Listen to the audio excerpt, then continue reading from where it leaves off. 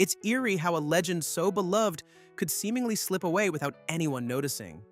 Gene Hackman, hailed by fans and critics for his commanding roles on the big screen, lived his last days under a cloud of confusion that has only grown darker since official reports emerged. How could a Hollywood icon and his devoted wife Betsy both vanish under circumstances laced with contradictions and hush orders? And why does every new piece of information twist the story further instead of clarifying it? Some say the official narrative is simple: old age, a rare virus, and a heartbreak no one saw coming. But then, strange phone calls appeared in the records. Calls that shouldn't exist. Documents went under lock and key. A medical facility refused to release an audio file that might hold the single most important clue to their final hours. This is not a presentation of guaranteed truths. It's a personal viewpoint, weaving rumors, documented oddities, and puzzling threads into one place. What you're about to hear is pieced together from leaked sources, public records, and the speculation that has grown like wildfire around Gene Hackman's departure from this world. Could a bizarre illness truly explain everything? Did friends or staff fail to notice something sinister? Or is there a hidden force determined to bury the real story? Let's dive into the timelines, the gag orders, the unexplainable phone logs, and the hush-hush circumstances that raise more questions than answers. Proceed with an open mind and remember, everything here is a personal interpretation meant for entertainment. No matter how convincing the puzzle might look, only those with direct evidence truly know what happened. And so far, they're not talking. But that's just the start. Because beyond the confusion and secrecy lies a labyrinth of dates, files, and hush-hush details that might point to something far more unsettling than natural causes. The official story unravels. From the outside, the official timeline seems straightforward. Early in 2025, Gene Hackman and his longtime wife, Betsy Arakawa, both passed away in their Santa Fe residence. First Betsy, then Gene, about a week later. Authorities quickly labeled Betsy's cause of death as natural, citing an aggressive illness known as hirus pulmonary syndrome. Gene, they said, died soon after from what was assumed to be heart complications exacerbated by age and grief. On paper, it's all neatly packaged. A rare but documented virus claims one life, heartbreak hastens the other, and the story concludes with an outpouring of memorial tributes. Yet, from the very first statements, something felt off. Local news reported that Betsy's time of death was listed as February 11th, 2025. The next day, her husband supposedly remained in the house, alone with her body, too distraught or perhaps too frail to phone for help. The strangest twist arrived when cell phone records indicated that Betsy's phone, supposedly belonging to someone who was already gone, made multiple calls on February 12th. Suddenly, the official story wobbled. If Betsy was truly gone on the 11th, how could her phone be active on the 12th? At first, the Santa Fe Sheriff's Department shrugged off the discrepancy as a technical glitch. That explanation fizzled quickly. Glitches don't typically produce outbound and inbound calls all from the same device, and they rarely involve a specific medical facility, as was the case here. Investigators then made a public statement acknowledging the phone logs were legitimate. So the question became, was Betsy really gone on February 11th? Or did official records get it wrong? Rumors started swirling. Perhaps Betsy wasn't the person using the phone at all. Maybe someone else had possession of her device. But why use her phone to contact a local medical center named Cloudberry Health? And why not use Gene's phone or a landline or call for an ambulance if there was a genuine crisis? Authorities insisted no foul play was suspected, but these bizarre details sparked a wave of speculation that wouldn't die down. For a moment, the public was left to decide which narrative to accept. 1. Betsy did indeed pass away on the 11th, and someone else made calls on her device the following day. 2. She was alive longer than anyone admitted, perhaps desperately reaching out for help. Or 3. The entire phone situation was some bizarre trick of technology or a carefully staged cover-up. Each explanation seemed more unnerving than the last. Then came the hammer blow. Soon after these call logs leaked, a gag order dropped that placed a near-total seal on photos, videos, and official records from the Hackman residence. Suddenly, the entire storyline vanished behind a legal barrier, leaving countless threads dangling in the wind. But that wasn't everything. Because as people dug deeper, it became clear that these phone calls were just the tip of an iceberg that included locked autopsy reports, missing security footage, and an illness so rare that many questioned whether it was merely a convenient cover. The puzzling phone calls. The phone calls from Betsy's device, logged on February 12th, remain the most tangible clue to something bigger at play. According to leaked telecom data, Betsy's number made 3 calls in the morning to Cloudberry Health. Then, at 2:23 p.m. that day, her phone again connected to the same medical facility for nearly 4 minutes. Just 6 minutes later, at 2:29 p.m., Cloudberry Health called back, meaning someone on the other end answered. Speculation erupted. Could the calls have been an accidental butt dial, randomly connecting to the last stored number in Betsy's phone? Possibly, but that wouldn't explain why Cloudberry Health returned the call or how the conversation reportedly lasted nearly 4 minutes. Unintentional dials don't often lead to two-way discussions. There's also the possibility that the logs themselves were tampered with, though this theory raises the question of why anyone would go out of their way to alter phone records in such a peculiar manner. It would be simpler to erase them entirely. Yet the logs exist, and Cloudberry Health even acknowledged that calls took place. They just won't say who spoke on the line or what was discussed, citing patient privacy.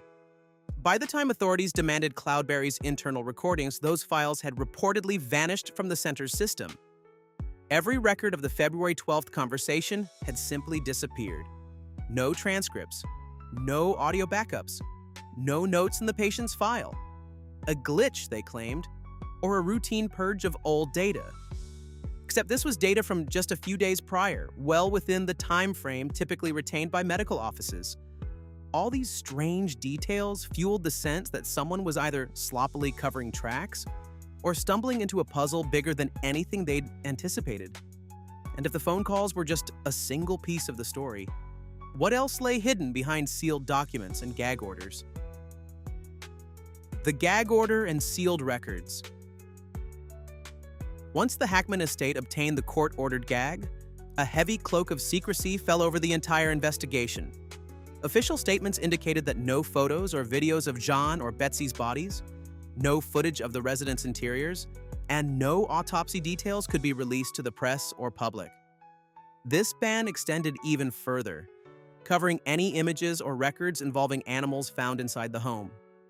At first, many assumed it was a compassionate move to protect the dignity of a beloved Hollywood icon. But the scope of this lockdown raised eyebrows. The real curveball?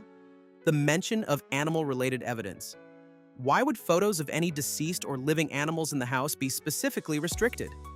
The public was left guessing. Were there neglected pets? An infestation that might have contributed to the hirus virus theory?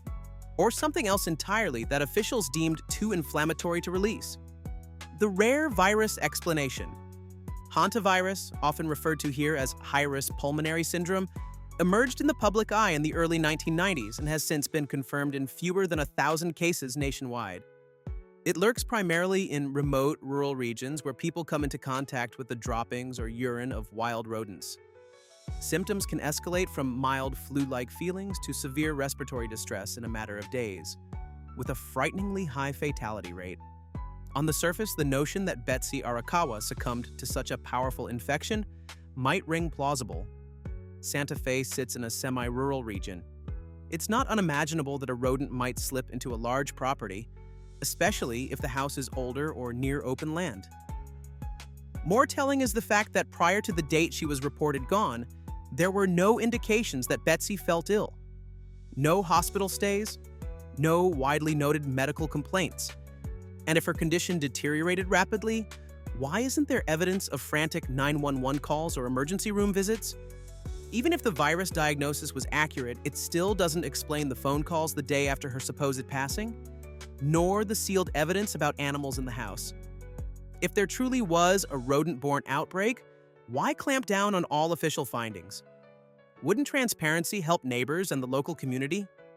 The incongruities add up, painting a murky picture of an illness that might not tell the full story.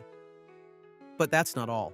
Because while Betsy's departure was already strange, Gene Hackman's final days raised the unsettling possibility that he wasn't simply a passive witness to it all. Conflicting timelines and security footage. For a property as upscale as the Hackman estate, security systems are typically robust. Many high-profile homes keep 24/7 CCTV rolling, plus alarm sensors on every entry point. So you'd assume if something out of the ordinary happened on the property, the footage would shed light on it. Yet, just when the cameras and alarms were most needed, they reportedly shut off, per some leaked documentation, on February 14th. That date lands right in the middle of the swirling chaos, after Betsy's phone calls but before Gene's pacemaker ceased. It might have been a genuine malfunction. Systems can fail, especially if no one is around to service them. But the timing is suspicious, to say the least. If the home's security system was functioning normally on the 12th or 13th, then shut down on the 14th, it leaves a small window during which someone could enter or leave without being recorded. Was it a caretaker who didn't want to be seen?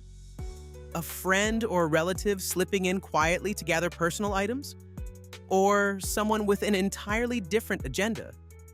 The notion of an unknown individual quietly roaming the Hackman house during that fatal week is chilling. But so is the idea that the security system failure was just a freak coincidence at the exact moment the public needed it most. And as the timeline continues to fray, we land on the question so many are still asking. Who had a motive to keep these events under wraps? And why? Putting the puzzle together. Looking at the swirl of phone logs, gag orders, sealed autopsies, and contradictory timelines, the puzzle of Gene and Betsy's final days remains heartbreakingly unsolved. Did Betsy really pass on February 11th? Or did she somehow linger, reaching out to Cloudberry Health for help? Did Gene's death on February 18th result from a natural decline in the wake of losing her? Or was he silenced, intentionally or through neglect, by forces unknown? And what is the significance of the animals at the residence if indeed rodents or other creatures played a role in fueling hirus pulmonary syndrome? Piecing everything together leaves multiple possible narratives. One scenario is that the official story is mostly correct. Betsy died of a rare virus, and Gene, devastated and elderly, simply withered away. The phone calls might have been a glitch, or perhaps an unfinished attempt to secure medical care before it was too late.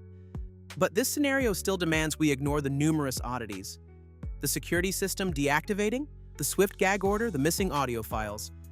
Another scenario is that something far more deliberate occurred. In that version, Betsy's phone activity after her alleged death is proof she wasn't gone.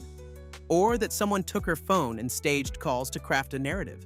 Jian, already frail, might have been powerless against manipulations taking place around him.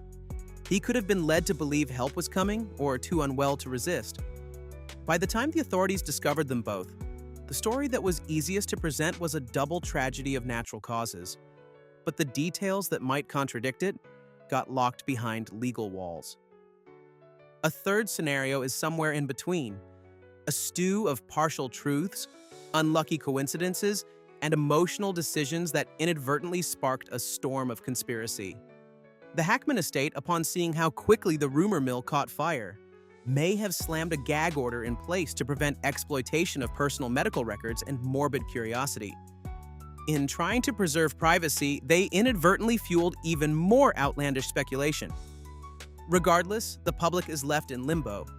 Unless a major leak occurs or the courts decide to unseal vital documents, the events inside that house will remain cloaked in shadows. Someone knows what truly happened on February 12th when Betsy's phone lit up. Someone out there might recall seeing unusual visitors at the home. Maybe one day those tidbits will emerge. Until then, the puzzle has no definitive solution. Conclusion: the lingering mystery. In the end, it's the absence of clear answers that keeps this story alive. Gene Hackman's film roles often showcased a determined, resourceful figure confronting tension head-on. Yet, in his own final chapter, it feels like we're left with more unresolved suspense than any fictional script could conjure. A phone that shouldn't have rung. a virus that's nearly unheard of, documents locked behind ironclad legal orders, and a security system that conveniently went dark in the most critical window of time.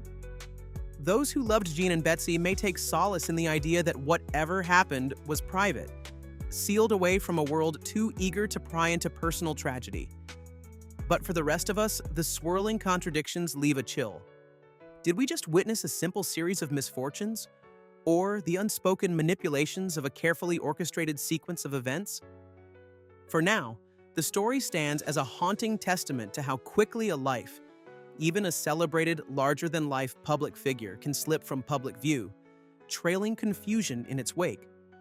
Perhaps in time, more details will surface, forcing us to rewrite everything we think we know. Until that day arrives, the legend of Gene Hackman's final days cast a long, shadowy silhouette across the Hollywood horizon, an enduring puzzle that refuses to be fully explained.